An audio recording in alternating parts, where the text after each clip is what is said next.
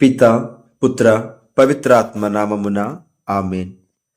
క్రీస్తునాథునియందు ప్రియమైనటువంటి దేవుని బిడ్డలారా, తపస్సు కాలం వాక్య ధ్యానాంశానికి మీ అందరినీ ప్రేమతో ఆహ్వానిస్తూ ఉన్నాను. మత్తయి శుభవార్త 7వ అధ్యాయము దివ్యవచనములు 7 నుంచి. అడుగుడి మీకు ఒసగబడును, వెదకుడి మీకు దొరుకును, తట్టుడు మీకు తెరవబడును. ఏలయన అడిగిన ప్రతి వానికి లభించును, వెతికిన ప్రతి వానికి దొరుకును, తట్టిన ప్రతి వానికి తెరవబడును.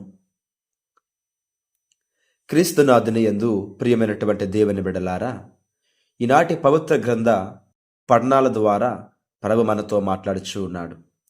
ఈనాటి 2 పఠనాల సారాంశం ఏమనగా, ఉపవాస ప్రార్థన శక్తి ద్వారా మనం రక్షించబడతామని మనకు తెలియపరుస్తూ ఉన్నాయి.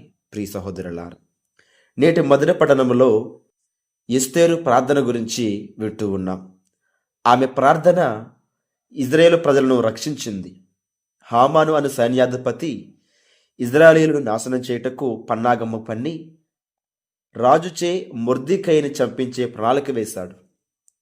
ఎప్పుడైతే దీనిని ఎస్తేరు గ్రహించిందో, ఆమె ఉపవాసం ఉండి తన ప్రజలను కాపాడుకునడానికై ప్రార్థించింది. ప్రియులారా, అప్పుడు దేవుడు ఆమెను ఆశీర్వదించాడు, రాజు మనసును కరిగించాడు, అతని బుద్ధిని మార్పించాడు, ఇజ్రాయేలుని సంరక్షించాడు. ఆమె యొక్క ఉపవాస ప్రార్థన వల్ల ఆ కాలపు ప్రజలకు ఆ సమస్య నుండి, ఆ కష్టము నుండి, ఆ ఇబ్బంది నుండి విముక్తి లభించింది. దేవుని ఆశీర్వాదం కూడా లభించింది. మరి ఈరోజు ఉపవాస ప్రార్థనలో గడిపే నీవు నేను కూడా ఎంత విశ్వాసంతో ఉంటున్నామో ఒకసారి ఆలోచించాలి. మరియు నేడు సువార్త పఠనములో క్రీస్తు ప్రభు అడుగుడి మీకు ఒసగబడును, వెదకుడి మీకు దొరుకును, తట్టుడు మీకు తెరవబడును అని అంటున్నారు. ఎస్తేరు ఉపవాసం ఉండి అడిగింది కనుకనే ఆమెకు ఒసగబడింది. సమస్యలలో ప్రభువును వెతికింది కనుకనే ఆమెకు దొరికాడు. క్రీస్తు ప్రభు స్వయంగా ఉపవాసం ఉండి 40 పగళ్ళు 40 రాత్రులు ప్రార్థించి సైతాను శోధన జయించాడని మనం ఆదివారం రోజున ధ్యానించుకున్నాం. ప్రియ సహోదరులారా, మరి ఈరోజు ఉపవాస ప్రార్థన మనం కూడా ఎంతవరకు ఆ ప్రభు మీద విశ్వాసంతో ఉంటున్నామో మనం ఆలోచించాలి.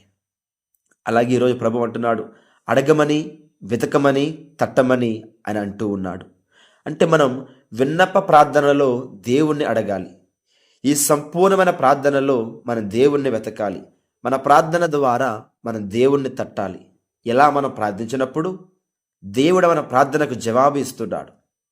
అడగడం అది మీకు, అడగండి అది మీకు ఇవ్వబడును, వెదకండి అది మీకు దొరుకును, తట్టండి మీరు తట్టిన వెంటనే తెరవబడును అని ప్రభువు బాహటంగా వెల్లడించారు. ప్రియ సోదరులారా, మరి మనం దేని గురించి ప్రార్థన చేయాలి, దేని గురించి అడగాలి అని మనం గమనిస్తే, మనం దైవరాజ్యం రావాలని ప్రార్థన చేయాలి.